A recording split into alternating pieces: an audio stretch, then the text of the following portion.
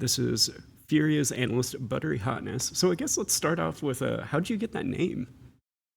Man, okay. So actually, my name growing up, all my friends called me Young Wes because my name is Wesley, and I was generally the youngest in all the friend groups I was in, so they would call me Young Wes. It actually extended to all of our friends. There would be Young Wes, Young Lawrence, Young Kevin. Everyone got that, just like play off the rapper names or whatever. But then for me, it Mhm. stuck. So I decided to take that online, and then I started playing Rocket League. I got my PC. Well, I started playing Rocket League when it came out on Xbox, but I got my PC in about 2019, and I still use the name Young West. And then I realized everybody I'm playing the game with is younger than me. So I don't want to be the old man on the field calling myself Young West. That sounds kind of crazy. Even though Buddy Highland sounds crazier in some aspects, but that's beside the point. But it was a movie growing up when I was growing up called Gangs featuring Kel from Keenan and Kel. And Yes. he's trying to make a song, and the one song that he came up was Buttery Hotness, and he said it over and over again, and I just thought it was so funny. So I was like, all right, I'm just going to use this name until I come up with a name that's actually going to stick. But then people just kept liking it. They're like, oh, your name's Buttery Hotness. Oh, that's so sweet. That's so funny. So then after a while, I just decided to stick with it, and now here we are. My mom still doesn't approve of it, but Mhm. I think it's kind of too late to back out now. Yeah. So, man, so we're both '90s kids. It sounds like. Yes, sir. 95. Yeah, '94 here. There we go. Yeah, it explains why we're like much more analytical and not so much like, hey, just be better mechanically. Yeah, just hit the double flip reset. It's not hard. Yeah, yeah. I mean, at this point, yeah. I mean, if you're not hitting a quad, like, what are you even doing? Exactly. And at least one of them's got to be like a Mac Tough or a Murray, Throw Psycho something. in there for good measure. Yeah, something like that. But I guess moving forward into this conversation, so that's how you got your name and everything. Like, what got you into Rocket League, and what was your path from picking up the game to doing YouTube and becoming an analyst, all the way to working with Furia. Hmm. So let's see. So when the game first came out on PC, I was working in an internship in Ann Arbor, Michigan, and I had some friends that owned the game on PC, and they would just all play it together. They had a projector set up in one of their rooms, four people just sitting there playing over and over again. So every night after my internship, I would go over there and we would just play the game. And we were all terrible back when the game was so simple. You just drive into the ball and hope for the best. So we would do that over and over again. And I was like, I love this game. I don't want to really play any other competitive game because it's just so addicting and so fun. Then the game came out on Xbox. Then I just started playing it from there.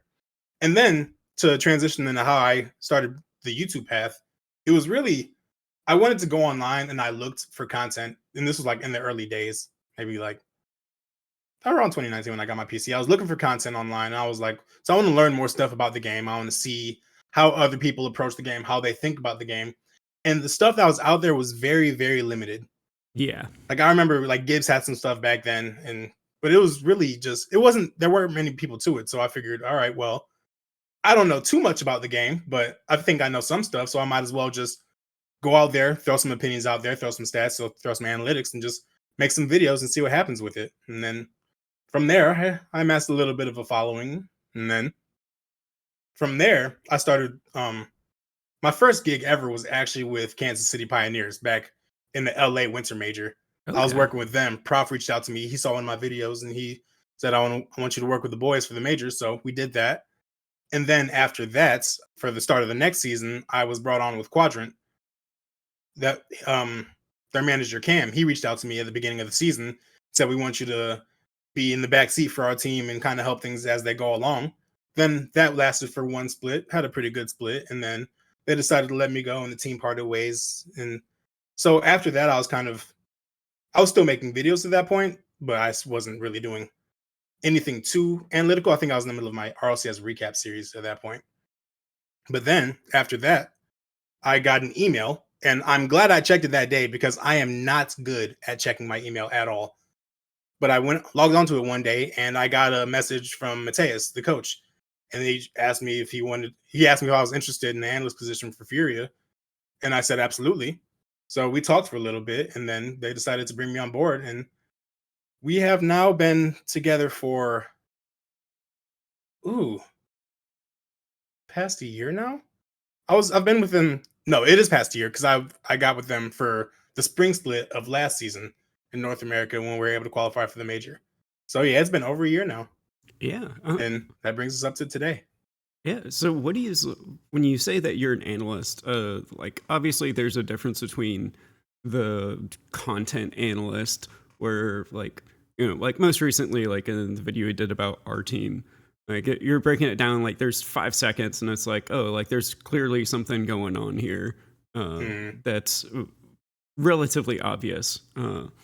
Versus the more in depth, which like you would be doing with your team, where it's like, what's the 5 to 10 seconds beforehand that mm. causes them to make that mistake?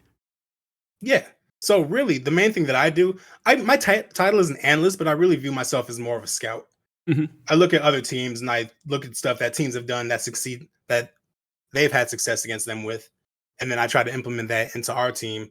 Or I'll look at things that we've done in the past where we struggled against certain teams.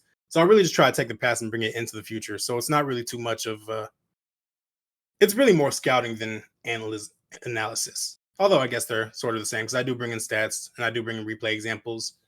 But the way that I always think about it is that Mateus handles all the stuff in house. He works with the players in practices. He works on their own play style, how they work together, and then I work on all the out of house stuff. What are the other teams doing, and how do we combat that? And what adjustments do we need to make to our own game in order to be prepared for what this team has to bring?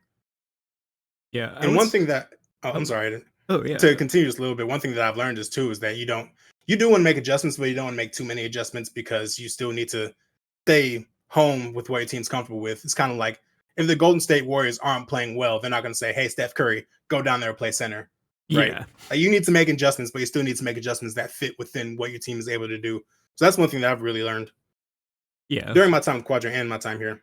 yeah. Like that's something that's super important. Like changing up play styles. Like it's one thing to be like having a playbook and stuff like this. Like if we're gonna relate it back Mm, to like American football, it's like if you've got a running based team, it's like if all of a sudden and like your quarterback's not great, like he can't really throw the ball, and it's like if you look at another team, it's like they're really bad at defending passes. Let's pretend our quarterback's Tom Brady or Pat Pat Mahomes or any one of these guys. It's like it's not going to work out for you because mm, you don't have the team or at the very least the mindsets of those teams, and trying to flip that in a week is impossible to do. exactly. So And yeah, it's just a matter of having the right mindset, being malleable enough, but also still not changing your game too much for the opponent, staying within your comfort zone. So exactly. yeah, like there's macro adjustments which I think are something you should rarely make, like mid Mm. series, and then there's like the micro adjustments. It's like, oh, they're ego challenging us. Let's hit the ball hard. Like, like those things are just like the micro adjustments that you kind of have to make within the game. Like it's Hmm. and that's something that if you're playing ones or ranked or whatever, like that's something that you can even start to realize mid game and Right. adapt around. And so Exactly. a lot of times it's just sitting back and be like, hey, look, like here's what they're doing. Like we're not under pressure of having to perform mechanics and stuff like this, so we're just kind of able to sit back and be like, oh, hey, they're doing X, Y, and Z like in our game plan. Let's move into this. Hmm. And so that's definitely I think one of the more fun parts of this is it's much more analytical and there's more to this game than just mechanics. Yeah, exactly. And that's one thing I have conversations. Well, I don't have the conversations, but I see the conversations saying that analysis doesn't matter too much. It's all about what happens on the field, and they're just overthinking it. And I mean, sometimes I will say I do overthink it, but that's also kind of our job. Yeah, We bring all the aspects to the table, and then we try to figure out which ones are relevant, which ones aren't. So there is some aspect of overthinking to it in some ways, but also that is important, and I believe it does help win games. yeah. Like I mean, if you look at all the teams that are consistently top 8, top 4, and the teams that aren't, you see a much more consistent play style and a much more thought out play style for the most part. Like Mm, obviously, like Genji and G2, similar-ish play style. Genji rotates out faster. G2 beast mode stays up a little bit longer, but like their general structure is still the same. Right. Basically all the four French teams played almost identical in structure. Uh, if you look at most of like the North American teams that are like hyper successful, uh, like OG, SSG, um, and even some of the SAM teams, like there's that very much keep two people close to the ball. Like they've got their play style, Right. and they stick to it, and they make small adjustments throughout the series. And then as soon as you look at the teams below that, it's very unstructured, it's very loose, and they just get outpaced to the ball a lot of times because they're on the pitch thinking, oh, should I do this or should I do that? Versus within that structured team, it's this is happening, we do this. Yeah. It's almost like they get pressure on them and they just start throwing stuff at the wall. I'm not sure how we feel about swearing on here, but they throw stuff at the wall and seeing Oh, what yeah. sticks. So Yeah. then, but once you're overran like that, if you lose game 1 3-0, then those lower teams can feel a lot of pressure. What we just did didn't work. Let's switch everything up. Let's because we need to do something. Yeah. So there is a level of composure to it too. Yeah, like there's definitely more to it than just like the analytics and like the strategy portion of it. Because just like in any sport, like if somebody's under pressure and they step outside the structure or whatever it is that the team's trying to do, then that kind of throws a wrench in the rest of the teammates as well. Exactly. And that's where when it comes to like all these top teams, that's typically where you see the breakdowns is they do these things consistently, and eventually it just comes down to somebody wins the 1v1, and that's what makes like the good teams, like that's what separates them out for the most part. Mm-hmm. And then everybody else, it's okay, they have a structure and occasionally under pressure they break it. And then everything below that, it's like there's not enough structure to keep pace with the rest of the teams. Exactly.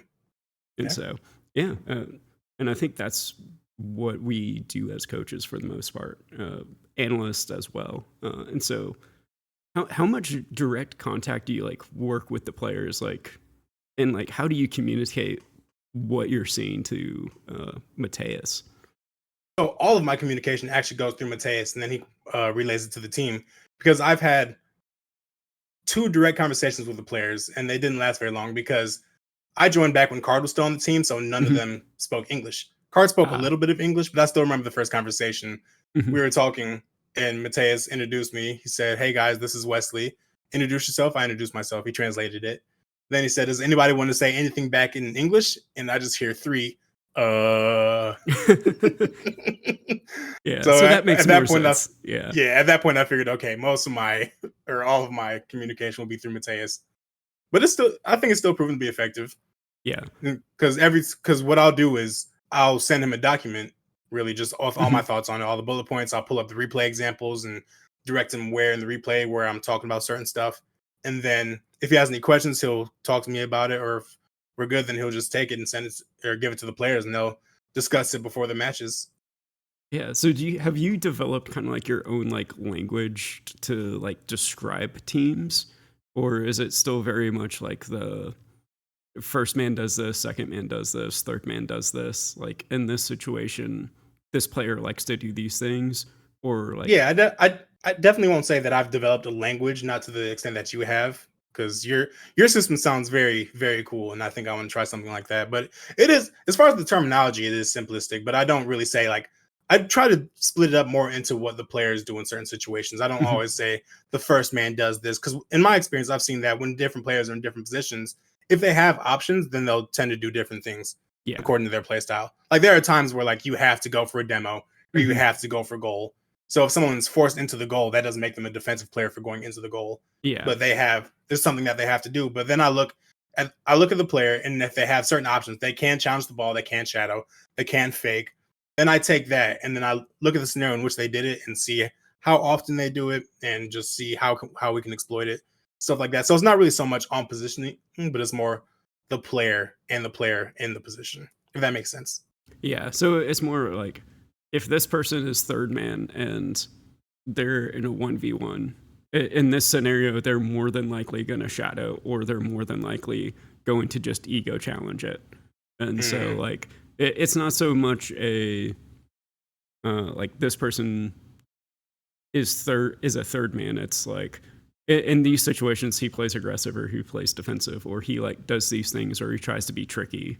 Exactly. Kind of much more like on the individual level as opposed to more so like this is the team structure.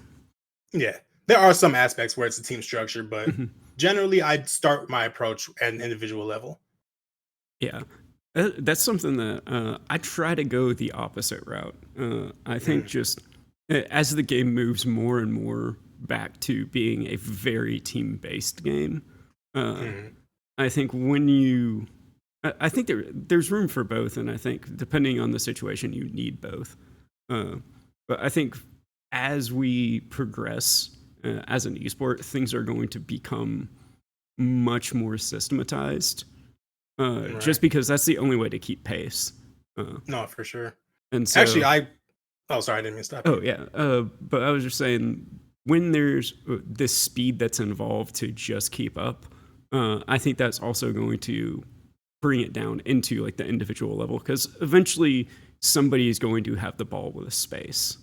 Hmm. And at that point, you need to know how to play that player, not the team. Right. Yeah. And actually, to go back to your point about focusing on the team, that's kind of one thing that I learned during when we played against Vitality. Because I'll Mhm. try to break it down by player, but then I realized that a lot of what they do is team structure, Yeah. and that Redosin definitely stood out as a player that had a lot of different tendencies, but a lot of it was team structure. So, and then we I believe we lost them in the Swiss stage in the second major. It was a weird back and forth. We won the Swiss stage first major. They came back and beat us. Then they won in the Swiss stage second major. We came back and beat them.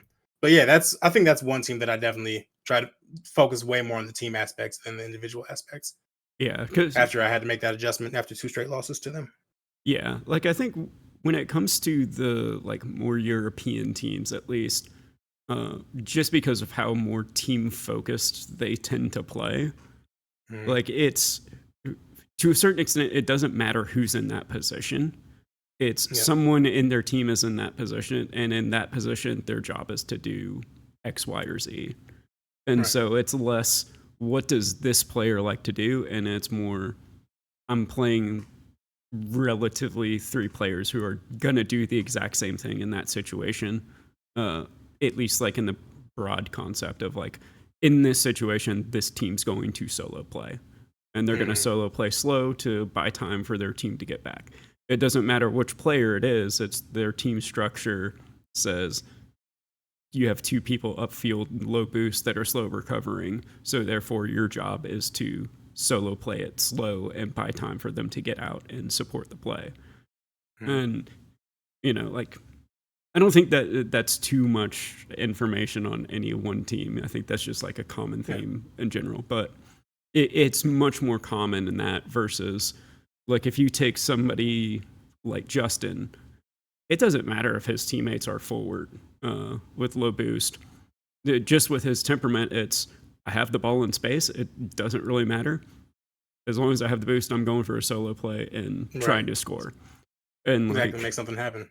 yeah, and that's more the team is built around, uh, not entirely him doing that, but like that's just one of the tendencies of that player. And Right. so, That they all adjust to. yeah, so Yeah. like that's the more individual approach that I think applies more to like NA teams than EU teams. Yeah. Which is honestly probably a big reason why they've had so much more success internationally. Oh yeah, I mean, I think, gosh, when I put that video out about Genji and like the first real video about systems in Rocket League, I reached out to Satya and I was just like, hey, like, what are your thoughts on this? Like, obviously you can't give it away, but Mhm. all your secrets or anything. He's like, yeah, like that describes it pretty well, and like I think teams are already doing that, and teams that aren't going to be top teams anymore. uh, Exactly. to paraphrase. He said it nicer than that.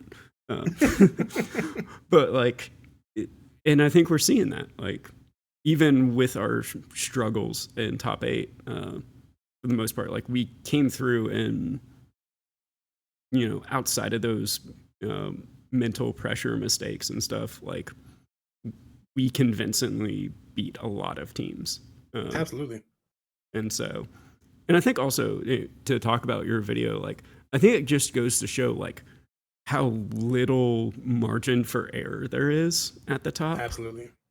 Like, because if you look at a lot of those situations, like if you're in GC or or maybe even like SSL or like low SSL, like if you look at a lot of those situations, like there's only like a 30% chance you're getting scored on, but like at the pro level, like it's like 80-90%. Exactly. And so like that's the level of consistency and difference at the pro Right. level.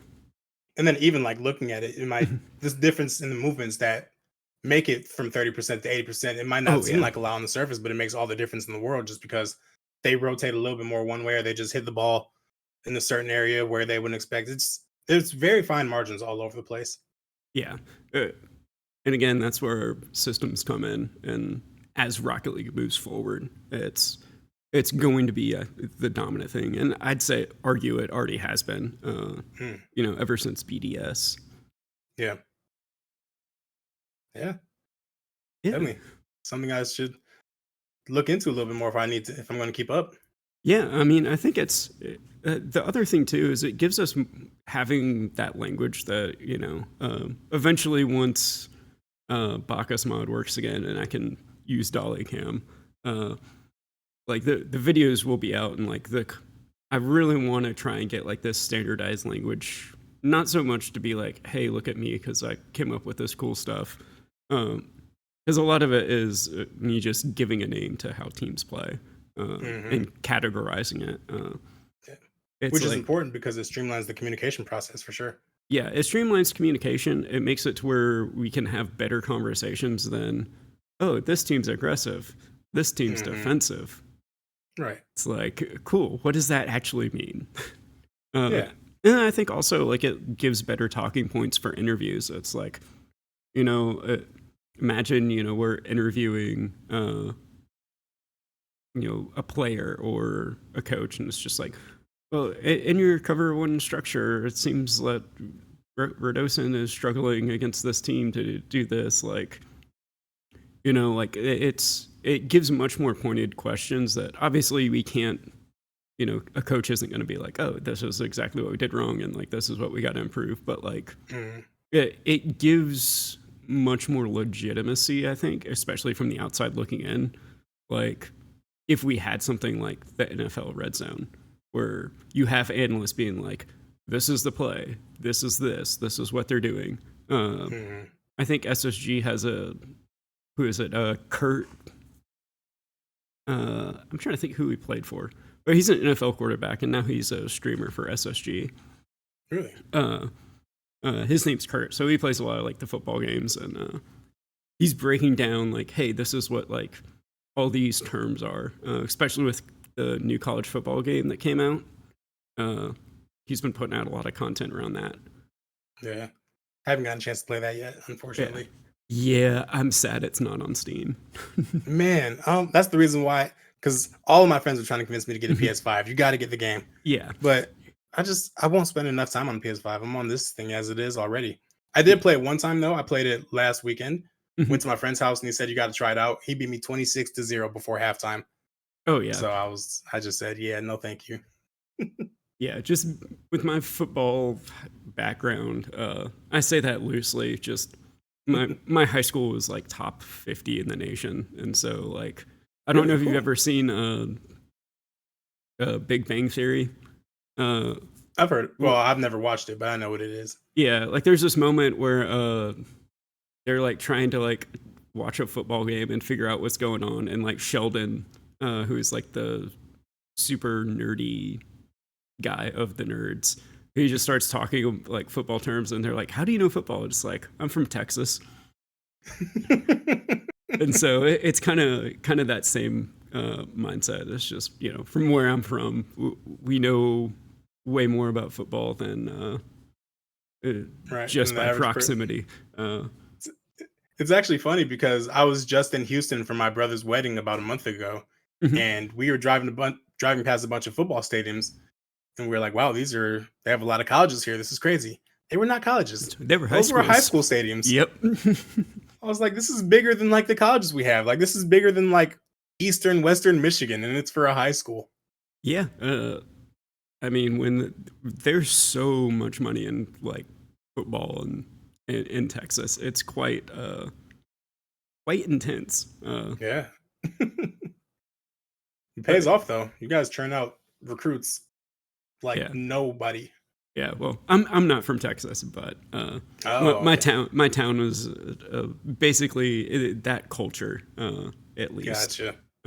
We actually had the Ravens come down and tour our facility one time because we were producing so many people for like D1 and that eventually like got drafted. Like I think 4 people I graduated with like ended up going to the NFL. That's Like, crazy. In your class or just that you were in school with? Like in my class. That is insane. That's Yeah. absolutely nuts. Yeah. So like that's the. Unfortunately, one of them I know got drafted to the Lions. So his career that is didn't not unfortunate at all. Take that back. Well, I mean, let's go Lions. Drafting to the Lions. I mean, no, okay. He probably got drafted about like what 6 years ago now, or how long ago? Yeah, it's. I'm trying to think. Yeah, 2004. Yeah, okay. So probably about 5 or 6 years ago. Back then, I will admit it was unfortunate, but it's a brand new Lions team, baby. Yeah, that's what you guys say every year. NFC, we made it to the NFC Championship. It felt like our Super Bowl. Yeah. We don't need to talk about what happened in the second half, though. Hey, Tim the Toolman would be proud. We just dated ourselves with that reference. Oh, man. Yeah. So I guess, when it comes to, like, are there any other sports that you derive inspiration from? Like, obviously, you sound like a pretty huge Lions fan. Yeah. As far as my analysis into Rocket League, I wouldn't say I take too much from other sports because there's not really any sport. I would say the most similar sport to Rocket League is hockey. Oh, absolutely. But I never really got into hockey to that level because I tried it all the time. I would try like maybe looking at basketball concepts or soccer concepts, but it never really applied in the same way. Just because. And I think the main thing that kept me from doing that is because how fluid possession is. Mm-hmm. Like it's very clear in any other sport basically to tell who has the ball. Yeah. But in Rocket League, like about half of the time, like the ball's in like a state of like flux where neither team really has and they're fighting over it.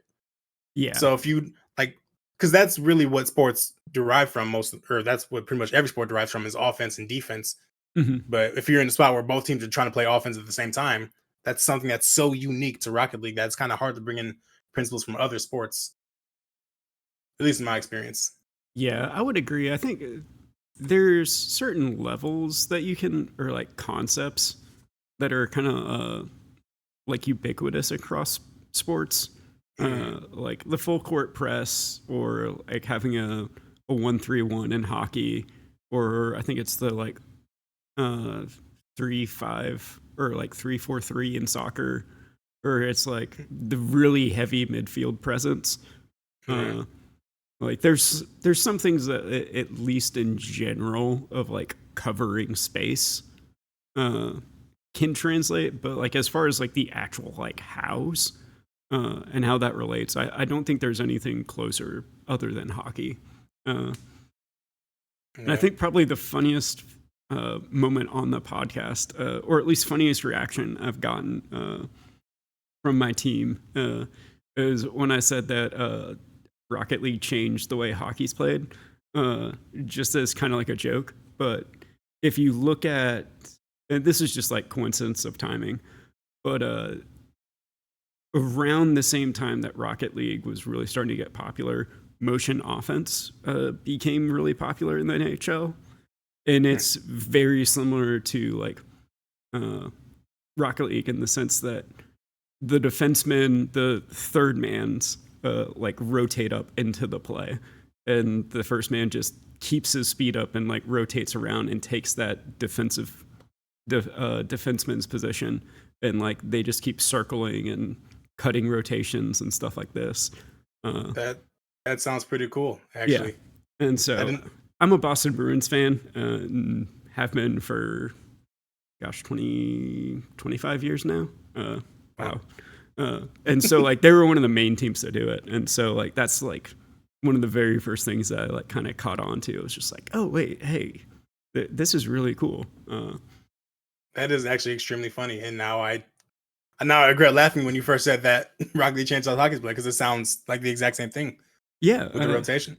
yeah. I mean, hockey kind of goes in phases as well. Like you have the 1-3-1 trap that is very similar to cover two, just like in concept. And so there's more similarities with it. The only difference is you get penalized if you punch the goalie in hockey. But in Rocket League, all you do is get called cringe. Yeah, and I'd much rather be called cringe than need to sit out of the game for 5 minutes. Yeah. I think that would be an interesting mechanic. If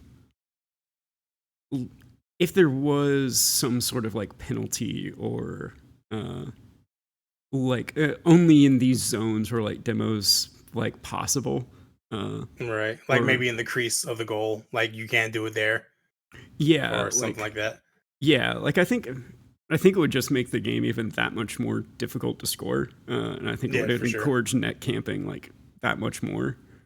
But like I think like maybe like almost like a ledge grab in Super Smash Brothers, where like if you go into the net, like you're invulnerable to like being bumped for like a second and a half, right. And so like that way you can't just like camp there, but like I don't know. I think it would be interesting. I don't know if it would be good, but it would definitely be interesting. This reminds me of a conversation that I had with one of my friends about how they would implement offside into Rocket League if that would ever be a thing. If it would be more of a soccer offside or a hockey offside, and like how would that affect the game? Yeah, I think it would have to be a hockey offside just because. Well, one, the game is more similar to hockey than soccer, but two, I think we would need having a bigger field first. Yeah, absolutely, definitely need a bigger field. But then just if there's the offside hockey rule, seeing how one player needs to take the puck or take the ball into offense first, and how they would do that, kind of be another way to showcase mechanics too. But also talking about bigger field, one thing that I always wanted to try was having 4v4 games on the old throwback stadium, and how different would the game play in that. I almost think it would be better, honestly. I think it would, without having tried it. I think it would be slower but more mechanical. Right. Just because there's so much more space, and also because there's the same amount of boost for the most part. I think there's only one more pad on each side, and it's like behind the goal. Exactly. And so, but I do think that would be very interesting to see. Right. And it would have to be more team oriented too, because I don't know if you can air dribble all the way to the other side of the field with 100 boosts on that field, especially if you start from the back wall. You can. Yeah, I mean, you have to get, I think, like one or two like flip resets to do it, but it's like it's only like I think like 10 or 15% longer field length, at least to the goal itself. Okay. The other thing is, I think if you were to play it, I think the ball speed might need to be increased a little bit. Because imagine pulling off double taps against that backboard. Yeah, no, impossible. I mean, impossible for me at least. I'm sure some people can do it, but I'm not the one. Yeah, I think that, or maybe shift the goal back just a little bit so there's not that much space behind it. But I think it would definitely be interesting. Yeah, maybe they could try that for Rocket League 2 or something. Yeah, if they ever decide to go that route. Yeah, I think the other thing Lethamir proposed, at least for like the different game modes, is like instead of it being 33 boost only for like all the game modes, is just take the 100 boost and split it up like between the people on the field, at least for kickoffs. I think that would definitely get more people playing ones, because that way it's not, oh, I lost the kickoff and they have momentum and it's like, cool, they grab the boost and I'm just running and just flipping over and over again trying to get back. Yeah. And so if you don't have amazing recoveries, like, you know, it's just like, cool, kickoff simulator, you know? Yeah. And even at the high level, I think it's somewhat like that to a certain extent. Yeah, definitely. I think that'd be really cool for ones. Actually, I never even thought about it for that game mode. Because as far as watching, I do love watching ones just as much as threes. Yeah, ones is Honestly, definitely it's much more the mind game chess, like mhm. on the individual level versus like the threes. It's very it's still like that, at least on the highest level. Like there is that level of like mind games between the teams, especially if you watch the whole series, like the adjustments that teams make back and forth. Uh, Mhm. but 2v2, like 2v2, I think is the only game mode that's actually like as close to 100% solved as can be, as far as like how to I can play see it that. efficiently. Just No, I can definitely see because, that. well, because you have a second player, you can be much more aggressive as first, uh, Mhm. and like it's still more closer to ones, but I think twos is definitely just pure fundamental, uh, like basic positioning, and Right. I think versus it like goes back ones and threes, like there's a lot more complexity to it. exactly. I think it goes back to the conversation that we were having earlier about what players do when they have options. Yeah, Because in 2v2, your options are a lot more limited. In 3v3, your options are broader because you have teammates that you can work with. And in ones, you have a lot more options because you have a lot more space. So you can do a lot more. You can do that gives you that opens up your arsenal basically. But in twos, everything seems kind of set. You don't really have you have a teammate, but it's a lot harder to coordinate with them, especially depending on where they are. So there's like a thing that you're supposed to do in each scenario. And then if you're backing them up, if you're playing defense, like if your teammate's behind you, then you should be challenging the ball. Don't just wait for them. Or if you're in goal, then don't like be over aggressive on the challenge because it can be volatile and go over your head. So there is, I never thought about it that way. That twos is the closest to being solved, but I definitely agree with it now that you brought it up. yeah. Because if you look at it, it's most of the time it's uh, either them just skill checking the opponents and being just like, can you stop me? Right. Which to a certain extent is every game mode, but Mm. like, uh, Got to throw some ego in there every now and then. yeah, but for the most part, it's are you successful on getting it past your guy and then getting it to your teammate, and are you Hmm. doing it fast enough that you can recover, and by the time they beat them, you recover faster than the first guy that you beat, Yeah. and like that's the basic idea of twos, and occasionally you have a hero play or they like Hmm. screw up their defense. And like it at that point it's not so much your decision was better, it's just you out executed them. Yeah. Exactly. Yeah. It makes me the fact that everything is so structured in twos and everything is so set to a degree makes me feel bad that I'm not better at the game mode because I. It's so funny. Every time I play the game, I always feel like I know what I should be doing and I just can't do it. Yeah, I think to a Which certain extent that's true with me too. I think the other thing too is just uh, because there's also so much bad or at least suboptimal information about twos and mhm, about the game in general, from like, oh, like I'm GC1, so therefore I know everything that should be about the game, and like this is how you play this game. And it's like, eh, not really. Like, uh, the this is how you punish exactly what you're saying to do, and this is why you don't do it. And they're like, mhm. well, you're this rank, and so therefore, like, I know more than you. It's like, well, am I wrong Yeah. though? That's one thing I've definitely learned. Yeah. I don't ever want to portray myself as like knowing more about the game or like everything that I say is right. Like the mindset that I always have whenever I'm making a video or I'm talking to the team or whatever is Mhm. that I'm just a guy that has opinions and evidence. I have Yeah. my opinion on what I think is going on and like how to combat that, and I have evidence Mhm. to and I have evidence to back up what I'm saying. So even if someone disagrees with what I'm saying or if they think I'm dead wrong, they can at least see where I'm coming from. Because I Yeah. don't ever want to say, "Oh yeah, I'm saying this. This is what's absolutely right." Because I remember when I first started on TikTok, Mhm. and every video I posted just turned into an argument in the comments. Yeah. I was like, "Oh my god!" Like, it would just be other people arguing with each other about what I was Mhm. saying. Yeah. Like, no, he knows what he's doing. He's an analyst. Oh, I'm probably better than him. I'm SSL. Like, it's not about that. Just Yeah. we have our reasons for thinking, and then eventually you can get proven right or wrong on the field if you try what you're talking about, whether it works or not, and then you make adjustments based off that. But I think that there's definitely some wiggle room, and there is more than one way to bake a cake. And I always try to be tolerant of other people's viewpoint of that for sure. Yeah. Like there's a contextual information as well. Just with uh how do I put this as nicely as possible? Uh inconsistent uh ranked is at the moment. Like I'm part of the inconsistencies. Let me say that. oh man, like it's much worse than I think you like realize. Like there are people that are like theoretically in like the top like 4 or 5% that don't even know where to go on kickoffs and like can't even front flip going for kickoff. Oh man. And I'm like, dude, like that is some like wild inconsistency, let alone like the rest of the gameplay.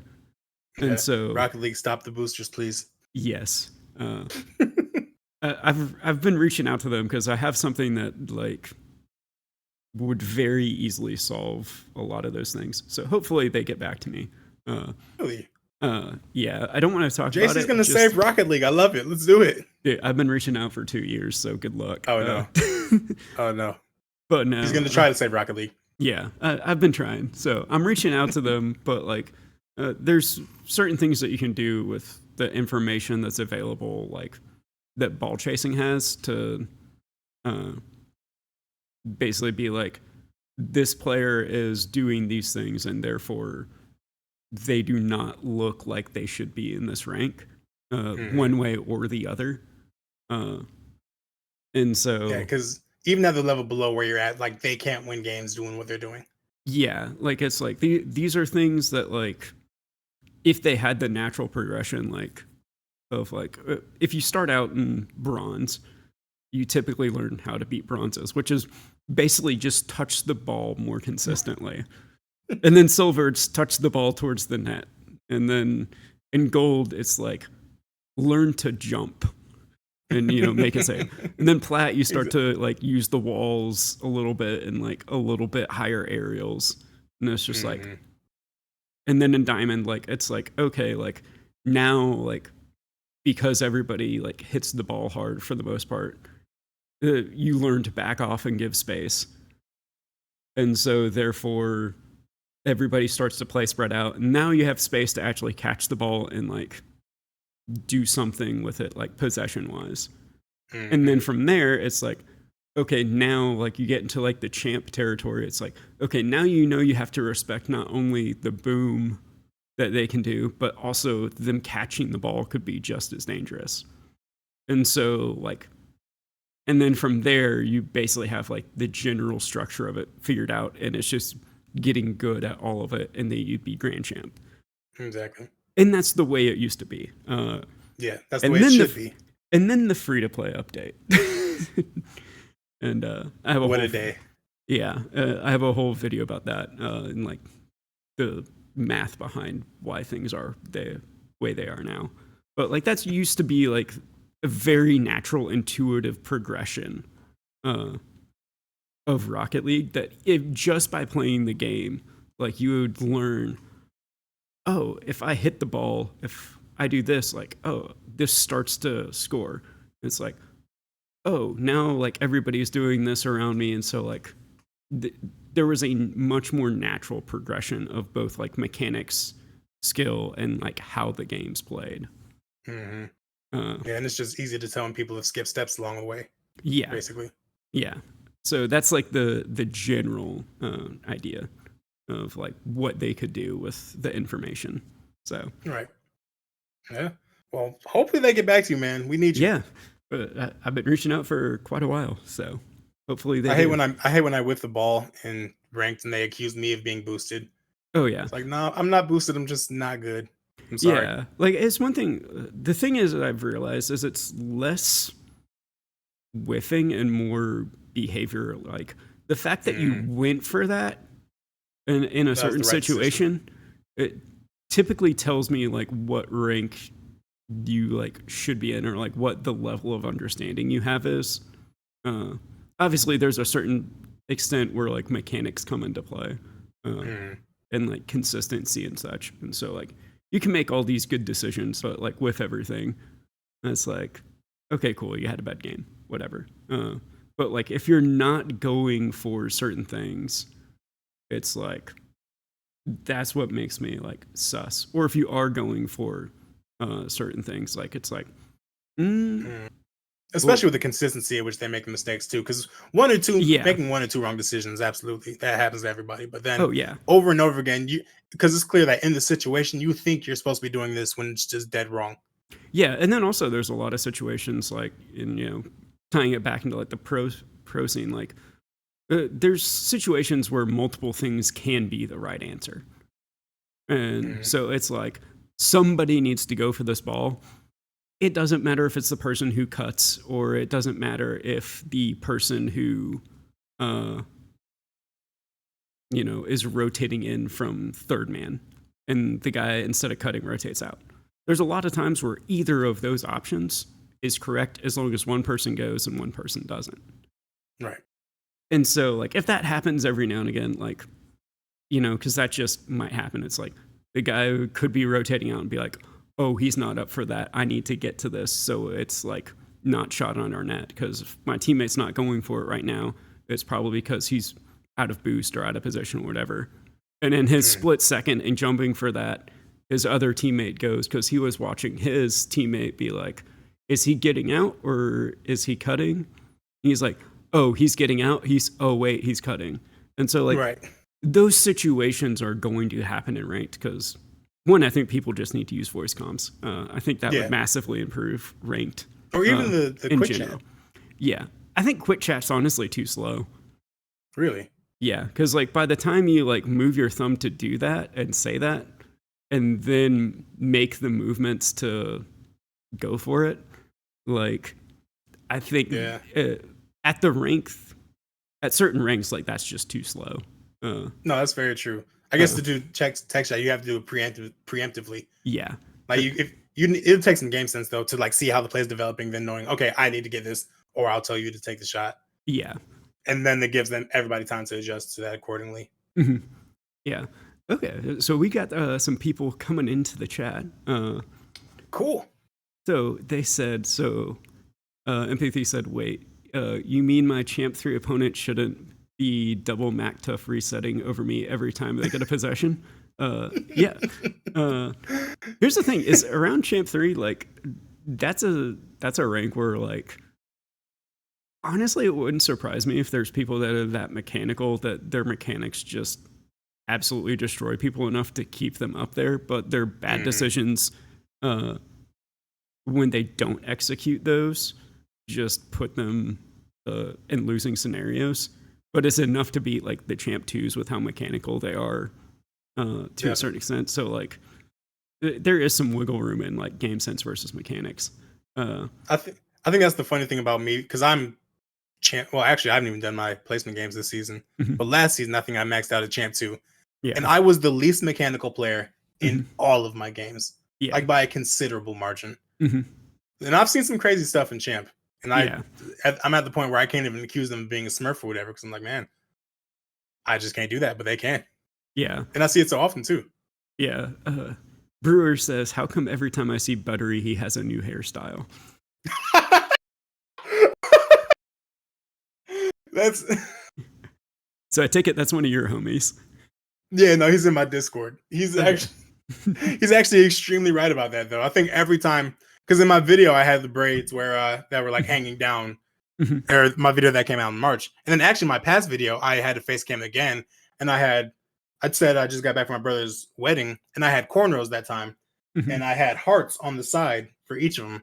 But the problem was that I did some random update on my computer, and Mhm. I was editing from my SD card on my camera that had all Mhm. the footage instead of actually implementing instead of actually putting it onto the hard drive. Yeah. So when I updated the computer, it wiped the micro SD card and I lost all the face cam footage. Wow.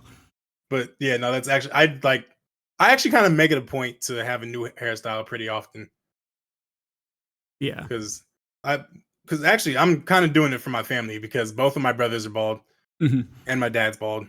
Yeah. So I'm like the only guy in the family. I'm also the only guy in the family that can't grow a full beard. Mhm. Because once that happened for everybody in my family, I always say this: if I start growing a beard, I'm shaking my head. Mhm. Because like everyone in my family, they grew a beard within 6 months, their hair was just gone.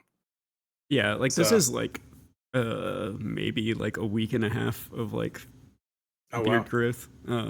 But extremely impressive. I have a receding hairline. Unfortunately the video is not working well enough for me to show you guys, but Yeah, I don't know. there's Maybe only there's a so frame much that will reveal it. there's only so much hair to go around. Yeah. But yeah, no, I do have different hairstyles all the time. Actually, the next time you guys see me, I probably won't have this. This is Mhm. just like my in between hairstyle. I just like put it up on the top bun and just let it chill. Yeah. We'll see though. Yeah. I think I'm trying to think when's the last time I did like I usually either have like the Neil Caffrey look or like from what is it, White Collar? Uh or like I have like my hair super long. So like it's in a ponytail. I think it's almost like 2 feet in length, Mm, like give or man. take. So I've been growing it out for a while. So When did you start growing it out? uh I think it was before the last time Worlds was in Dallas. Okay, so you Yeah. got a few years then. Yeah. So I've trimmed it every now and again. Brewer Yeah. says, as an analyst, what are some statistics and metrics you guys wish were listed? I think it would be super useful to see goals scored by assist or how many ball touches happened before a goal came out. I'll Yeah, let you answer that one first. my main one is definitely ball touches. Mhm. Because I always use average distance to the ball to like determine how ball dominant somebody is, but that's not necessarily always the case. Because you Mhm. can be close to the ball for a bunch of different reasons. Maybe you just shadow really closely, or you just challenge immediately when the other team gets the ball. There are a lot of reasons to be close to the ball that don't really that aren't really dependent on you having the ball yourself. So I want it to be ball touches. And the funniest thing about it is that it's tracked in the game. Mhm. You can see after the game how many ball touches you've had, and I've always wondered why that isn't in ball chasing. Yeah. So if I had that, I feel like it would be very helpful, and it would either prove or disprove some of the theories that I come up with. Yeah. Mine would be more specific speed metrics. Uh, Mm, just kind of like vectoring metrics, like how fast are people in certain part of the fields and like what direction are they going, like when they're in these situations. Uh, 'Cause I that's a good one. think just with that information, it's much more telling, uh, like what players' actual habits are. Yeah, that's a really good one. So I'm trying to we, think if there's another one that I'd really want, but nothing's come to my head immediately. If I think yeah, of something, I can come back to it. yeah, I think like I mean, there's a ton of stats that like you could use. I mean, all the stats I did to like get to where I'm at and like gain my like understanding of the game, like it was literally just where's the ball, where are the Mm, people, and then where does the ball go next, and like no, exactly. statistically, like okay, the ball is in the corner and people are here. Where does the ball go Hmm. next? Okay, Yeah. 60% of the time it goes here, 30% of the time it goes here, 10% of the time it goes here. Uh, Yeah, I love the heat map that ball chasing has. I don't really use that as much as I probably should. But I remember the first time mhm, I ever looked at a heat map, I think mhm, Wonder Mike, he was like the most left side dominant player I had ever seen.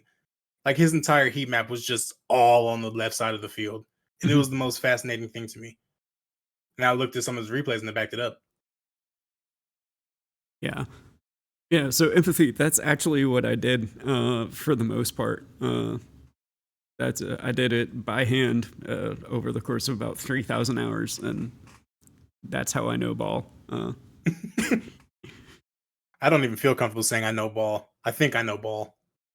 Yeah, for me, like it's, I just know I've done a very specific type of analytical work that no one else has, Hmm. uh, and that's what gives me like, call it ego or confidence to be like, this is the right decision in this situation. It's like, well, how do you know? Well, Yeah, definitely need that confidence. I would say I have that. I would say the evidence that I bring to the table gives me my confidence. yeah, Like if I come into a conversation unprepared, I'm not just going to spew out opinions without actually doing my thorough research first. yeah, But then afterwards, afterwards, once I know the topic and I look it up, then come my opinion. Like what I do in my videos, I make my arguments and then I show my evidence, and that's what makes me confident in what I say, yeah, regardless of whether people think I'm right or wrong. yeah. So like that's where like expected value is like a calculation I used a lot to be like, okay, like grading like, okay, teams typically score from this point, so like it gets a certain percentage point, and then this formation leads into this formation a lot, so like that means this is good, like, and so like that's how I kind of been like, okay, so these are the situations that lead to other situations, and it's like, okay, now let's break down like what the decisions were in those situations that made that the likely option. Right. And so like there is a certain level of probability to it, but also when you get into like the probabilities and stuff, it's like that's why fakes work, is because the smart play is to do this, and so no one would expect you to do this really dumb thing of not hitting the ball, right, not hitting the ball. Can't imagine. Yeah, and then you get the classic Furia play, Like, but actually, if I can transition into a little story here to go back to the confidence thing, I remember the first time I absolutely got dunked on by Reddit. I was on the Wave Dash podcast, and we had, after all CSX, we had a top 25 players in the world, and BDS dominated the whole season, but Vitality won the championship at the very end, and nobody on our list had Fairy Peak or K-Dop. We had Alpha, but for BDS, we had all three players, and because I even looking back on it, I was not a big fan of Fairy Peak and K-Dop. Like they got the big win at the end, but throughout the entire season, they were not showing it for me. And I was like, I almost made a video on just that topic alone. But I remember that was the one time where I was like, because when we had the conversation, we didn't really talk about it too much. But now looking back on it, I wish I had been like, I wish I had like pulled up more examples so I could talk about that more in depth. Yeah. Because then like I was trying to argue with people about it on Reddit. And I was like, oh no, but this play and that play. But like I gotta, when you bring something to the table, you have to have the coherent thought already. So even if they don't agree, they'll see where I'm coming from. But there are people who did not see where I was coming from. And I don't blame them, but I still stand firm on that. What was that? Also, it's Reddit. Coherent Reddit, thought is a foreign idea there. Yeah, no, I like Reddit now. Because usually when I post now, someone will post it on Reddit and it gets good reception. So they've mended my heart, but my first impression of Reddit was not very good. Yeah, like I'll say like I've commented like on a few like people asking like questions about this, and I'll like see somebody that's like, oh yeah, like what you did was like super great. Like your teammate's not at fault for that. You said that you needed boost. It's like, well, you said that you needed boost, and then you cut your teammate off while he was shadowing, so you could get boost, and you blame your teammate. Right. It's like the fact that you said need boost makes the situation worse. No, exactly. And also, because they could have seen that you're going for the ball and left you alone, but once and so I guess quick chat isn't always the answer. Yeah, and so like that's the thing that like I found funny is like nobody in Reddit caught that his teammate was shadowing, so his teammate could get boost. Empathy had another question. How do you feel about timeouts? Should be how do you feel about timeouts should be adjusted in RL? I feel personally as though timeouts should be 2 minutes at LAN. Give space for analysts to approach the team if present. 1 minute just to really hard time to lower your heart rate. Much less makes liberal adjustments for gameplay scenarios. So the timeouts already are 2 minutes. Because you get the 60. How long they were? Yeah, because you get the 60 seconds in between games, period, and then a timeout gives you that extra minute. Yeah, I will say one thing. One problem that I see with that is that having too many cooks in the kitchen. Yeah, because as an analyst, I don't want to say something to the team that I already haven't said to the coach. Yeah. because then I don't want to have two different opinions in there. And it's so hard to communicate with the coach beforehand. It's not like American football or basketball where like while the gameplay is going on, then you can be talking about stuff because Mhm. only one person's allowed to have a microphone. So if there was something like that, then you would need to talk to the coach first. Then you would need to determine whether or not you agree. Then take that to the players, and that's not really a feasible way to do. Now they allow people to have two microphones at the same time, like maybe like the coach is on stage with the players, and then maybe not in the press box or something. But if someone's off in the distance looking at stuff too, then while the players are in the middle of the game, because the coach usually doesn't Mhm. say anything while they're playing, if there's a chance for them to communicate during that point, then I could see a space where the analysts could come up too. But as it's structured right now, I don't think that would work. Yeah. I think if anything, uh, okay, so let's see. So is the time in between matches always 1 minute, or can everyone ready up and start early and the official match starts a little earlier? That It's depends on the always. tournament. Oh Uh, yeah. so like some tournaments, like they're a little bit less on like the 1 minute between matches, but at least for like RLCS, like they have a minute segment planned for that whole 60 seconds to talk about the game and to Mm, recap the game. And so it's always going to be 1 minute, at least for official broadcasts most of the time, because yeah. they Team need that streams. space to do stuff like that. Team Exactly. streams, if they just want to keep playing, every now and again, they'll just be like, cool, ready up, let's go, next one. Because most of the streams don't have anything planned between. They'll just, all Yeah. right, let's keep going. Yeah, they don't have the production budget for it for Exactly. the most part. Because if you look at RLCS, like they've got replay operators, and literally as soon as that final goal goes in, you've got footage of each goal and each epic moment that they're going to recap, and they're going to have those on cues. So that way, when the caster goes, look at Yan doing this 1v3 and getting it past, as soon as he says like talking about Yan, like they're gonna be like boop, or at the Hmm. analyst desk they're gonna be like, hey, we want this moment, this moment, and this moment. And so when they kick it to the analyst desk, they've got those three clips pulled up, and they'll be playing as they talk about them, and then it'll kick back to the game and the casters. So Yeah. so But I do that I do like the idea though of the analysts being able to talk during the game while the players are in their mode.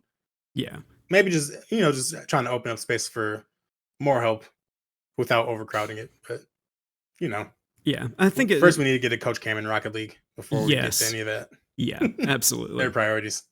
yeah.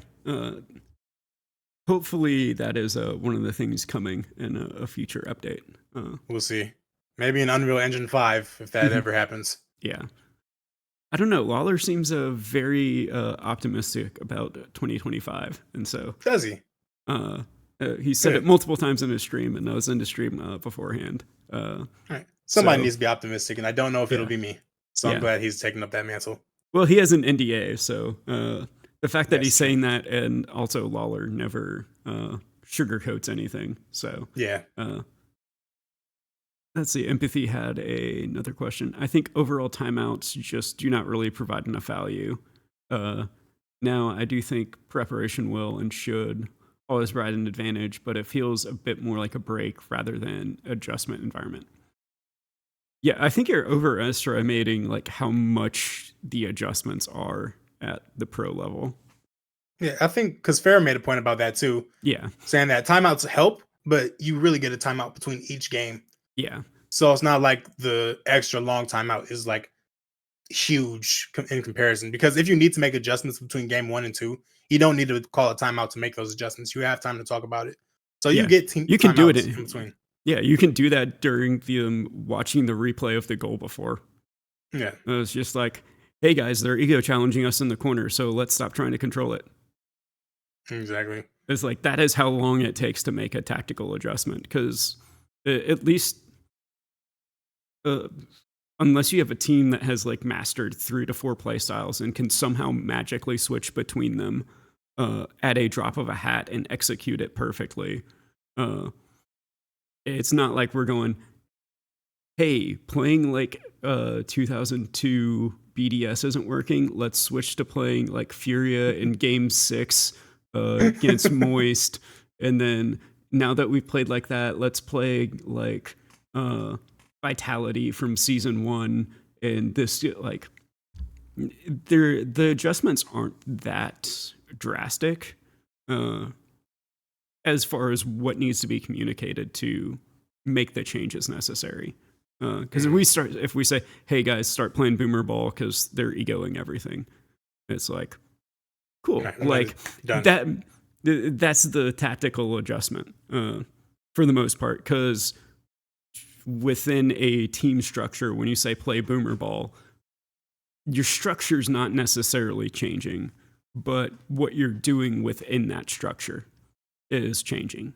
But you say that, and everybody knows, okay, I'm going to be outlet passes. Like, I don't need to be like, hey, Yoris, I need you to be on the second boost pad here on their side, so that way Nas can pass it to you high, and I need you to pre-jump it, and at 3 minutes and 2 seconds after AJ has gotten this 50 that has then gotten it to Nas, that when he does, like, it's not that specific. Actually, if I could transition into a story that because I learned how quickly players can make adjustments like that when I was interviewing for the Dignitas job. So this was back when it was still Joyous, Scarpkiller, and apparently Jack on the team, and they were looking for a coach. I put my name in the hat, and I got to the stage where we sat in, where I got to sit in on scrims and coach them as if it were a real series. And actually, the crazy part about that, so it was supposed to last for 2 hours, 3 to 5 or whatever it was. Started at 3. At 3:10, my power goes out. All around the neighborhood. I think like within like a 5-mile radius, our power was just gone. So then I'm sending them Discord messages on my phone. I'm trying to figure it out. So I go up to my office and bring my laptop, and I need to like have one of the players stream their POV. And it was just the most jank situation ever. And I was extremely salty about it. Like, of all the times for power to go out, it had to be there. But when I finally did get back into it, every time I told them to make an adjustment, they would do it so quickly and like so perfectly that it was like the coolest thing ever. Because I remember I think it was a scrim against like Heroic, and we were like cheating really hard on kickoffs, trying to like win it super hard. And I was like, guys, let's try to play a little bit safer on kickoffs, because if we get into the neutral game, we have the advantage there. So let's not give anything up stupid in kickoffs. And then there's another thing, like they're parking the bus really hard in the net. Like, the guy won't leave the net until someone else comes into the net. So and we kept on trying to take shots on that, but they'd always save it. So say take half a beat. You're gonna get the time for it. Let somebody rotate through and maybe get a demo, then take a shot. And it was I didn't say it in as many words, but I said it really quickly, and they did it immediately. I was like, wow, these guys can really adjust on the fly. This is extremely cool. Yeah, and that's even more so when you have systems and structure in place, and you've developed like phrases for certain things. And so, like, going back to like the first college team I was coaching, like I had like the preemptive ideas of like these systems and like names and stuff like that for them. And literally just what I would do is I'd be like, hey, like, here's how we're going to play defense. And like, if we were getting beat on defense, I'd be like, all right, hey, we need to make sure that when you finish your challenge in the corner, you're going after this guy instead of this guy. So pretty easy. You can say that in between a goal. And then anytime we would get the ball and start to push on offense, I'd be like, hey, stack. Be like, hey, stretch. Be like, hey, cover 2. And literally as they're pushing up the field, I'm saying this, and they get in these positions. And then like we're like dominating teams or like keeping up with teams. Like, most famously is I took a game off a rank A team with 2 champs in a GC1. And then in a tactical like Miracle on Bandits. Ice right there. Yeah. And so there's that. And then like our series, like for like college, like D3 circuit, like we had a team that had been like grew up playing Rocket League together, and they were all SSL. And like we took it to like game 5 overtime and gave up a kickoff goal.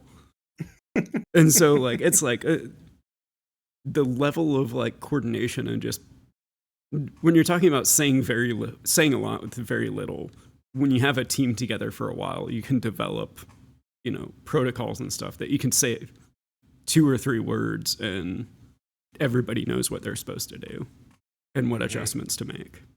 Yeah.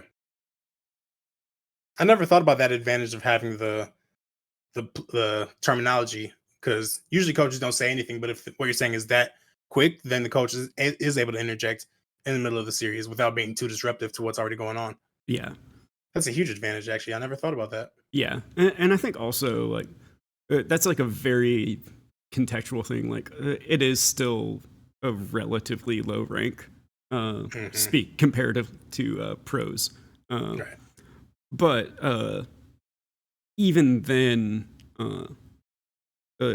it was players that had the like traditional athlete mindset, like when it came to the game, and that's something that there hasn't been a lot of coaching and like talking points like as coaches and stuff like that. Like there's still a lot of room for coaching in and of itself to develop in Rocket League, and I can only say from the players I've worked with, like it takes an adjustment in their way of thinking to be like, yes, it's a team game, but now we have like terminology and like that was one of the probably like the biggest hurdles this season for me to learn how to communicate that and not just be like, oh, we need to use these terms and like you need to learn this term sheet and like almost like a play call sheet in football. Like that's a adjustment that takes a lot, especially if you're dealing with players that have been around and like it's always been first, second, third man. And so there needs to be a shift in the player base as well as coaches have to step up for like us to take Rocket League to this next level. Yeah, absolutely. So there's a lot that is yet to be explored, especially in the tactical side of Rocket League. And that's what hopefully we can keep pushing that boundary. Yeah. And so once Bacchus Mod starts working again and I can get Dolly Cam, maybe we can start to use this language or more people can add to it. And but I think that's going to be like the big first step is, having this common language for at least like the general families of how the game's played and like the philosophies behind it. JC, I have a confession to make. Mm-hmm. I have never downloaded Bacchus Mod. What? That's the same reaction I get from everybody. I never did. I never bothered to. I don't know. And then every time I have the conversation, people are like, "You should download it." Well, right now I downloaded it one time. Well, right now it doesn't work. So. Oh, okay. Yeah, but it's crashing my game. It's crashing Rocket Yoda's game. Like there's a few people it works for. Like, but there's something that's happened recently that like the Bacchus mod isn't working for everybody. But this is like a week and like this entire year that it hasn't worked for me. So. Wow. I think I did download Alpha Console way back in the day. Yep. And I was like, yeah, I don't need this, and I deleted it. So I think I just put that same mindset to Bacchus Mod, not realizing how different they were. Yeah, Bacchus Mod, it gives you so many more tools. Because like you can get like basically like ball chasing reports in like real time. And like there's ways to like pull all those stats. But you have to have somebody that like codes the API and stuff for you. So I would definitely, once Bacchus Mod starts working again, or if it just happens to work for you, definitely get Carl. I'll send you a link to it, but it's like a really good resource. So especially if you have like 2 monitors, you have the game up, and then you can have that up on a second stream, or on a second screen, and it'll give you like active stats. That sounds insane. Yeah. Do you guys have a certain series that you remember that you had, this is the future of Rocket League moment? I would say that for me, it was definitely, as far as like the pro level, BDS like that entire 2021 season. And then actually like even the season before that, just like seeing the different approach and like different tactics being used and seeing that catch on. And then selfishly, like the Falcons run at last year, just because there's, me and Nick doing some analytical work, and like that was like the first proof of concept of any of the stuff that I had been theorizing, seeing that work at a pro level. Yeah. Man, for me, I mean, watching in the early days of Rocket League, it felt like there were moments like that all the time. Oh yeah. Like in season 4, you saw Squishy Muffin scoring his goals against Method. And then you had season 5, Justin taking over. If in the early days, it felt like a lot of that, but those were all from a mechanical standpoint. Honestly, none of those felt game changing to me because Devo existed. Very true. I always like, forget to give Devo's props. Dude, like Devo hit shots that like if you saw them today, you'd be like, Zen invented that. It's like, nah, that was season 2. I always forget to give Devo his props. Devo really is a pioneer. Yeah. World champion to boot. Oh, what would I say? Because the series I said was the future of Rocket League. Hey, thanks for stopping by. Is it Sabil? So. I don't even know. Yeah, to your point, BDS. I mean, I guess I saw a lot of that with Vitality too last season. Yeah. Where I was like, yeah, everyone's going to try to do what they're doing now. Yeah. Which is funny is, I should say. Yeah, what's funny is if you look at it, at least like from a pure structure standpoint, not necessarily the mechanics that they were doing, is it goes back to the old school Verge, what was it, Dignitas V? And like, and so like, it was very reminiscent of that, at least from like structure. Obviously, like the actual like decisions and like mechanics that you had to play around nowadays were different, but structurally, like it was very, very much the same. That's a good question. So I'm curious, what makes the Vitality Liquid Grand Final, the Spring Open, what made that stick out to you, Empathy? Actually, I don't even have chat open. I should take a peek.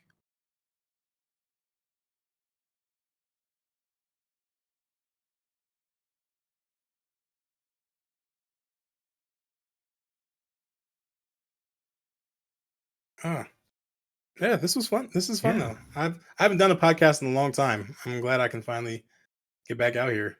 Yeah, it's been a lot of fun. I'm trying to get more players on here, but I don't know. They just like to sit in their shell. Yeah, it's hard. There's definitely a lot of introverts in the not even just Rocket League, just pro gamers. Just really introverted. I mean, it's an introverted profession. Like you just actually, it's just Rocket League. Really? Yeah. I mean, if you look at every other like esport, like especially like Valorant, CS:GO. Oh yeah, the one with offline, like every tournament's offline.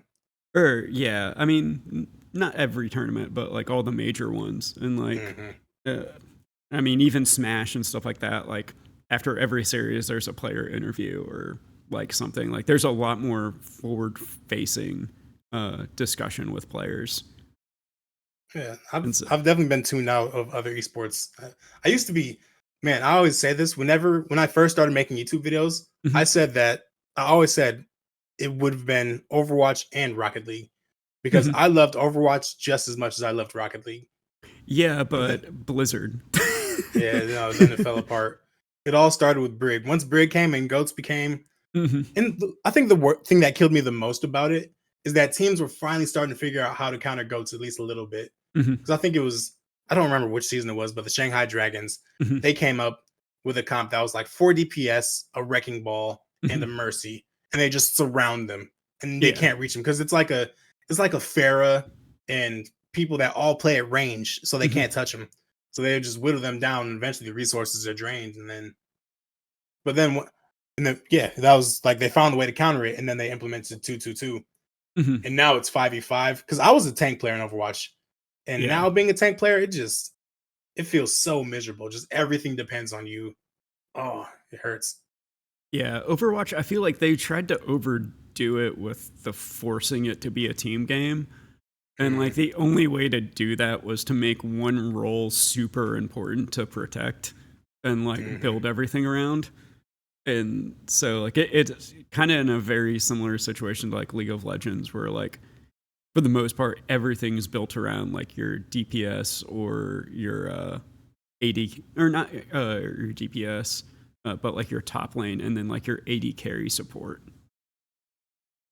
Yeah, I don't know. Like it's yeah, I don't it's know pretty nearly enough about League of Legends. and I tried to get into. I remember the first time I I got my have like a PC. very basic idea of it. Like as far as like the actual like implementations, like I get like the very broad concept, but like you asked me to tell you like what hero is good and why. I'm like, yeah, I don't even think hero is the right term for it. You know? Right. I the first time I ever tried playing League of Legends, I played 2 games Mhm, against bots, and I was like, all right, let me go online and play an unranked game. Got mhm, absolutely rolled, and my entire team was just going in on me the whole time. mhm. I was like, yeah, I don't know if I want to come back to this. This is a Yeah, traumatizing experience right here. yeah. I I'd think never that been attacked so verbally in a video game before. It was harsh. honestly, like I think the big issue that all of these competitive games have, and I think this extends to Rocket League, Valorant, Dota, you know, whatever, uh, like Siege. I mean, name any of them. Is like let's throw it back to like the Call of Duty days and like the Halo days. There was an entire campaign where you experienced, at least in some capacity, what all the weapons did. You got an idea of like how to aim. Like there was like a single player experience that got you at least the bare basics of the game. Right. There's none of that in like these games nowadays. And so now when you hop into a game, there's not like it like your teammates still may be bad or whatever. But like there's not a at least like bare minimum of just like, oh, they at least know what this weapon does. Uh, Hmm.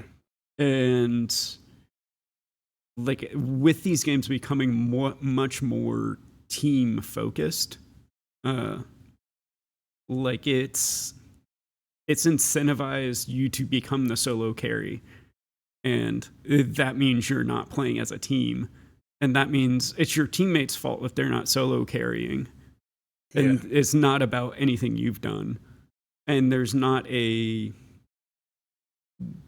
like really teaching players one like how to use their agents or like any basics of the actual team game itself. And the funny thing about that is you see that in fighting games, like they Yeah, all have a story, yeah, and you don't really need one nearly as badly in those games, at least in terms of your competitive viability. yeah, Because you can go online and lose over and over again, and no one's affected but you. yeah. But you still have the opportunity to learn it, Hmm. but in the story mode, which yeah, it's kind of backwards in that regard. Yeah. Like I think if Rocket League had and I think this is a wonderful way that they could integrate the esport into the game and start to bridge the communities uh, together, is like have that Rocket League campaign mode where Hmm. like you're taught, okay, like here's the basics of like moving and driving around, and like you start off like I mean, kind of like a gosh, what's that game mode in like Madden or like the college football games or Oh, like the road to any, glory. yeah, like a road to glory type thing where it's like you're starting out and you're like just learning to drive and like doing these fun drills, and like you could bring in coaches from the scene and content creators from the scene to like really start to integrate everything together. Hmm. And it's like, okay, Verge is teaching you how to drive and like jump for the ball. So now you know who Verge is.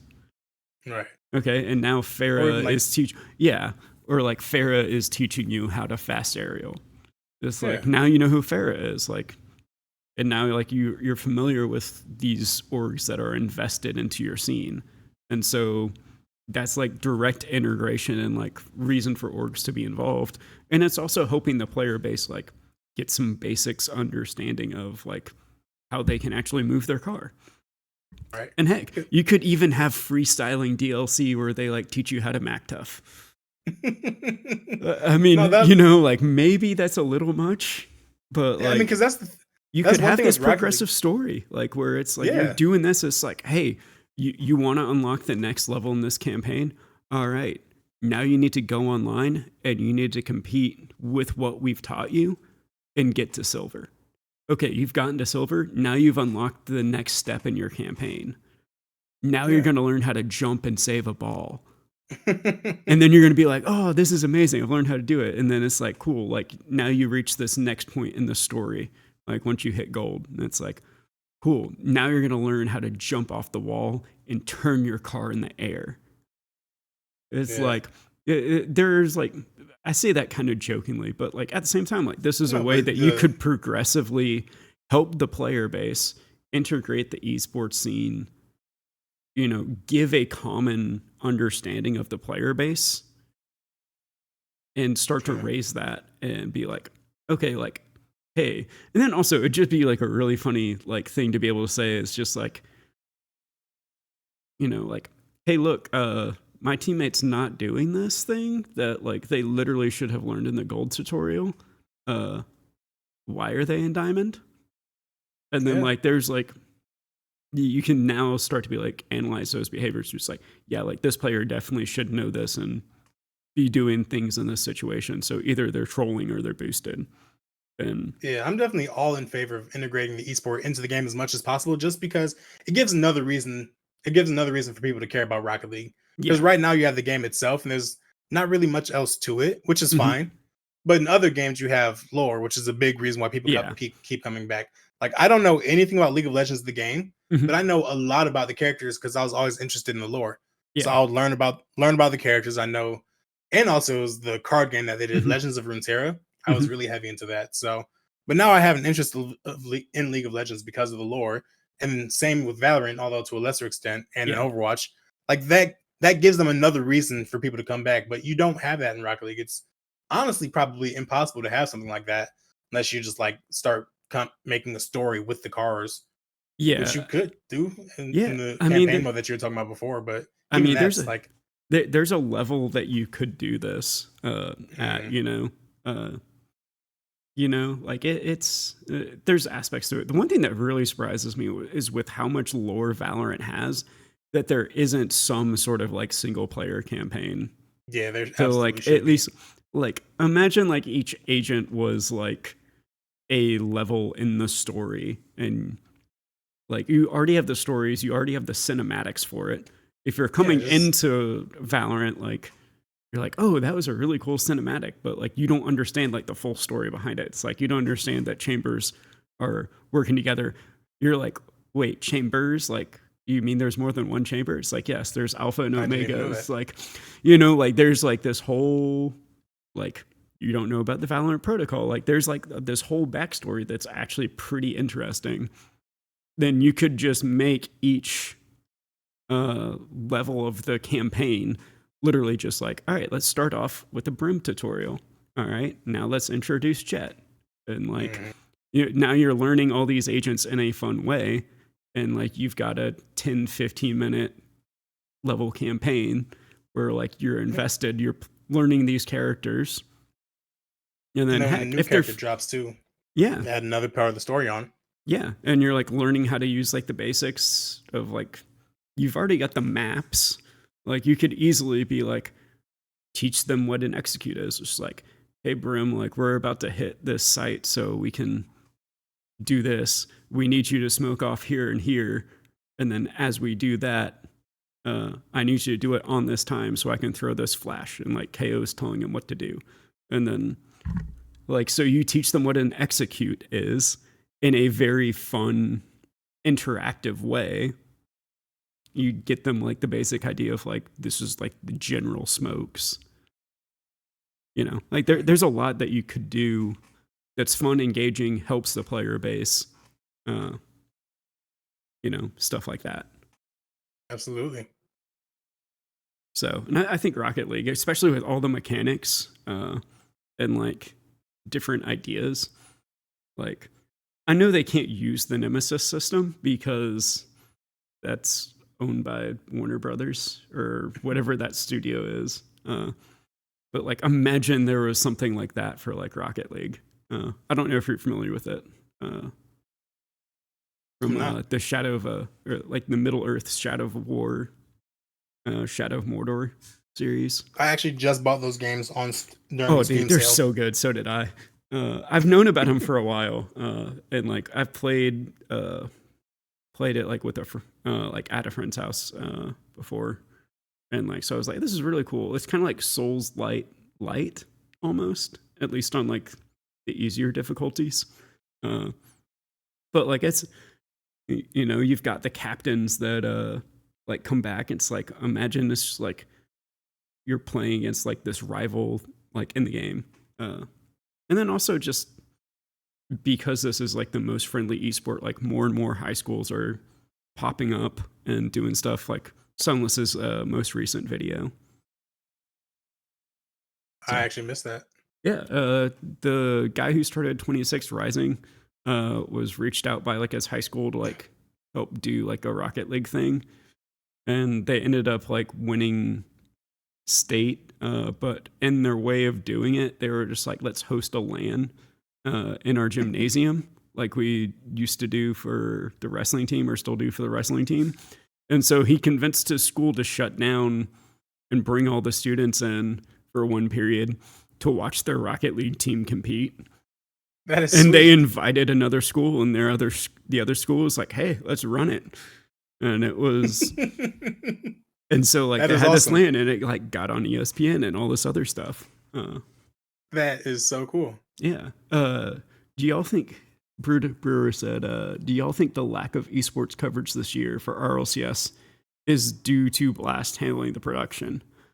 What esports coverage was there before this year? Sorry, I've got a train that I live by. Oh, you're good. Yeah, in terms of coverage, like, there wouldn't be too much. I mean, maybe in terms of like, I don't even know how we were doing the esports awards before this year, because I'll never really keep up with it too much. Have we gotten more or less representation this year than previous years? I mean, I keep forgetting that it's even a thing. Honestly, I mean, I remember seeing ESPN. Okay, you mean as far as scheduling? Okay, like from 3 splits to 2 splits. Okay, so let me let you in on a secret. They had 6 weeks to get the first split up and running. Okay.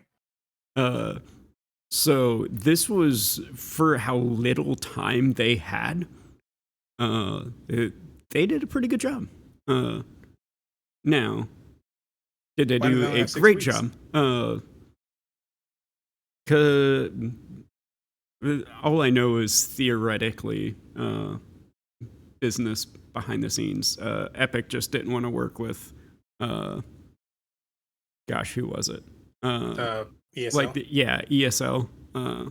So they didn't want to work with them for whatever reason, or Blast put in a better bid. You know, I don't know the behind the scenes, but for whatever reason, they ended up going with Blast relatively last minute.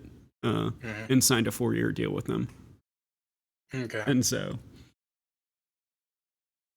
I would agree that Blast taking over production will definitely be one of the best decisions. I mean, they've got 30 years of making CSGO the most profitable esport in existence, outside of, I think, Riot occasionally being profitable with League of Legends.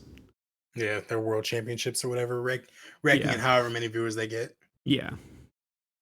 But that has more to do with just demographic and that stuff being more popular in India. And there's just literally there's literally 3 times as many people, almost 4 times as many people like in India than there is in the United States and Europe. I think it's at least...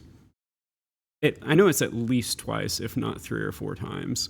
So, like, that game being popular over there just immediately makes it a much bigger scene, at least, like, on an international economic scale. So yeah. Just having... I've always wondered why Rocket League hasn't tried to make more of a push into Asia just to make it a truly global esport. It's just from what I understand, it's just a cultural difference. Uh, they're just Hmm. not as interested in this type of game. They're more interested in like pay to win because they see that as like a way to like represent their status. Uh, it's kind of like if there's like a $300 goal explosion in Rocket League, like to them it's cooler to flex that $300 goal explosion than it is for them to be grand champ. Or at least that's Interesting. so. I don't know if that's true. That's just what's been explained to me from uh, people who are from that area. Uh, Hmm. so, and again, that's like 3 or 4 people that are from that area that I've met from where I'm at, and so very small sample size.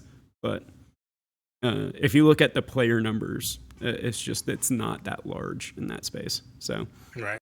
uh, take what I've heard from those 3 people with the grain of salt that the massive grain of salt that should be. So let's see. I have a few friends in Eastern Asia, and they all play CS for the items. Lol.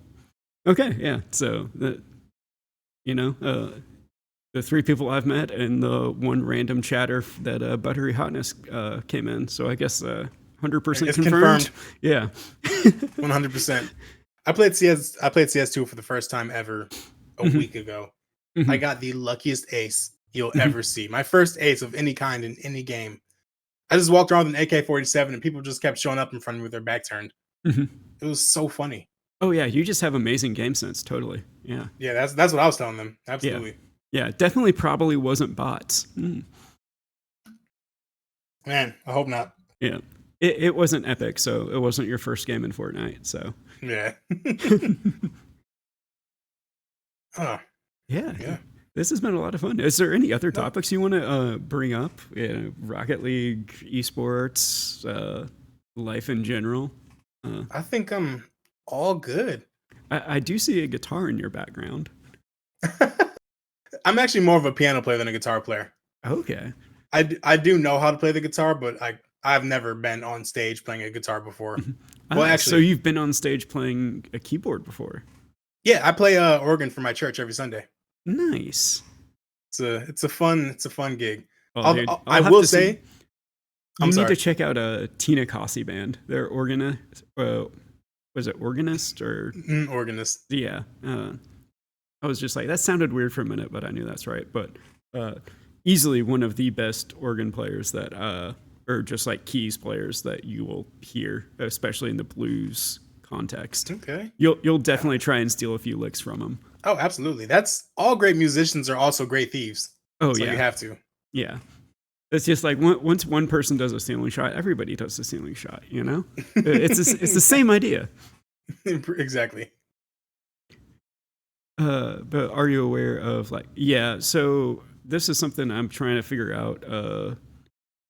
There's been something going on with either my OBS or Video Ninja or something of late, but this is a podcast. It's mainly about audio, so. But that is something that I am troubleshooting. Uh, but yeah. So you said you're an organ player. Do you play anything else, or just kind of jack of all trades? Well, I mean, I feel like once you get to a certain point in your music journey, you have to become a jack of all trades Yeah. because music is music. I mean, there are different techniques. Like playing the piano is very different Mhm. than a guitar, but they both Mhm. involve the same notes. So, Yeah. as far as the instruments I know how to play, piano. I've done piano and I've done trumpet at Mhm. a at least semi-professional level. Yeah. Guitar, I'm mediocre at, but I do know enough chords to trick people into thinking that I know how to play. Bass guitar is more or less the same thing as the regular guitar. Yeah. And Yeah. uh, Victor Wooten would disagree. oh, well, okay. Well, don't tell him I said that, please. But if you can play one, you can play the other. Yeah. At least you can play the notes. And Yeah. I also, I mean, I can play the drums, but that's probably my worst one. Yeah. There's I something taught. about full body rhythm that always kills me. Once you Yeah. incorporate your feet, I get lost. Yeah, I taught guitar and drums for 5 years, and I've been an audio engineer Cool. for about a decade. So uh, Nice. it Rocket League is the strangest thing because we have so many like talented musicians in the space. Because Really? like I mean, obviously City of Sound with Hmm. Jordan, you've got Athena, you've got Isaac App. Uh, Blaze is apparently a pretty good producer uh, Really? or like beat maker. You've got you've got me. Lawler used to be in a metal band as much as he downplays it. Uh, Calling us Furia is a good musician is an insult to both good and musician. Uh, Gosh, man. nah, it's his Furia. We have to dunk on him just like everybody does in basketball. Oh. He was on Uh, that one artist oh, story though. I forgot who. What's her name?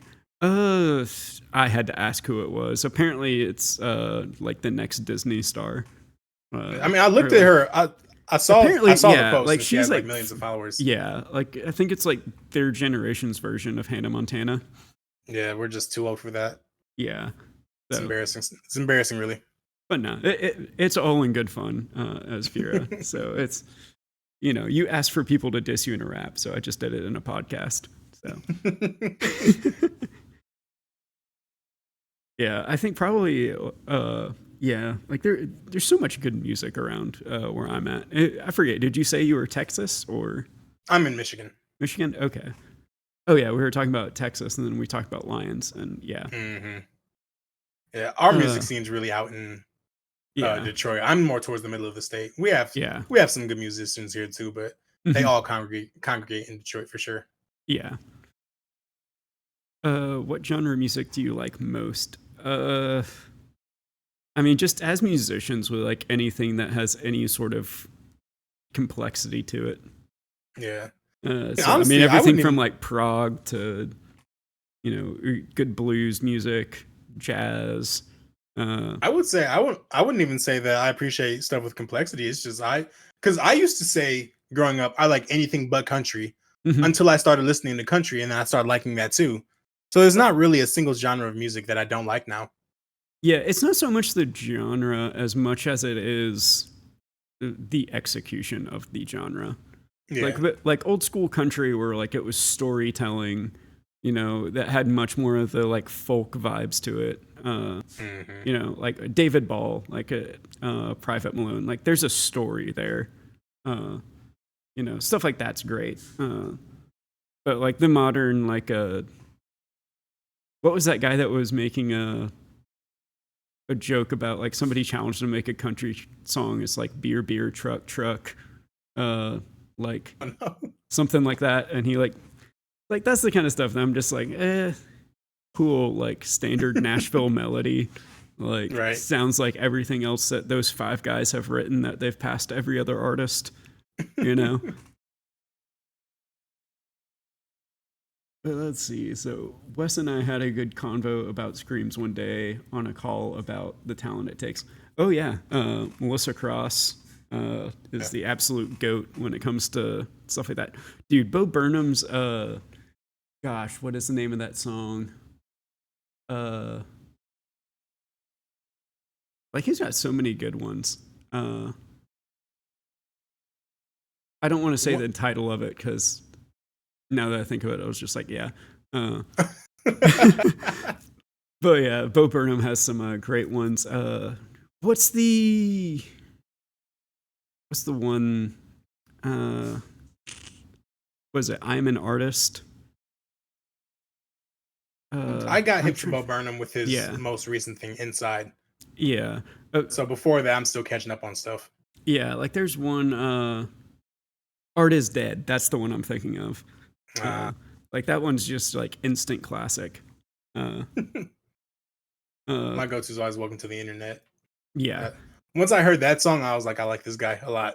Oh yeah. Like Art is dead is definitely like the most like Bo Burnham of Bo Burnham songs.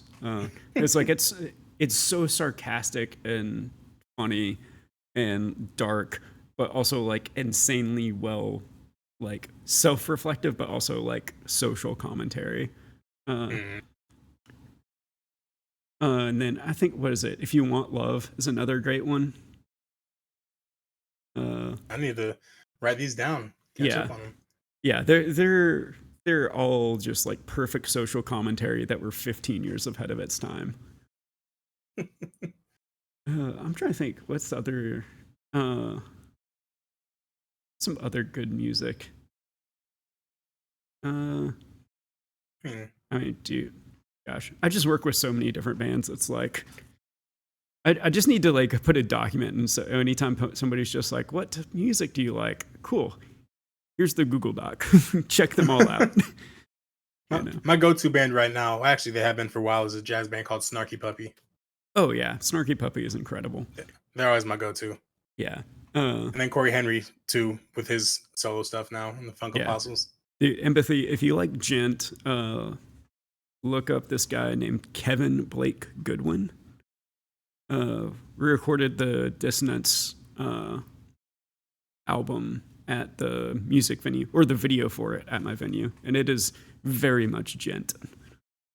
Dude is the best guitar player I have ever seen, and imagine like he's at the same level of Tim Henson, and then if you took Tim Henson and Victor Wooten and put them together, that is Blake. Oh my. Yeah. Lofty words right there. Yeah. I mean, it's there are those people that you watch on YouTube that you make you want to give up on guitar and life in the same video. And he is the person that has that effect on the people who make those videos. Oh man. So like he is just like it's imagine Zen appearing in season 1 of Rocket League, and then there being somebody that claps Zen at like the level he claps him, and like that is how much better he is than everybody. Man. What's his name again? Kevin Blake Goodwin. Kevin Blake Goodwin. Yeah. I'll need to remember that. Yeah. So, and honestly, like any of the Fret Monkey and Candy Rat guys, you know, I've worked with them a couple times. You know, so that entire genre of music is absolutely incredible. You know, you got Andrew Ballou. I think what's all the people that I've worked with there. What is it? Khaki King. I'm trying to think who else. Alexander Boldachev, and then Boldachev, and then you've got Alexander Misko. Yeah, it's there's so many people I've worked with from those from that one concert, honestly, and just subsequent things related to that. So, shout out to Fret Monkey and Candy Rat Records. There we go. Yeah. Yeah. It's definitely been a fun time. No, absolutely. We'll definitely have to do this again sometime. No, looking for sure. forward to seeing you at Worlds as long as I can make it down there. So, Yep. yeah. Absolutely. I will be there. Yeah, it's been a lot of fun. So, thank you for having me on. Thank you for the invite. Yeah, definitely. Hopefully we can get like a big IRL podcast going at Worlds and just interviewing a bunch of people. So count me in for that. Yeah. Well, cool. Everybody definitely go and check out Buttery Hotness's Twitter and YouTube. Watch him roast us on his latest video. And then also don't sit back while zero boost.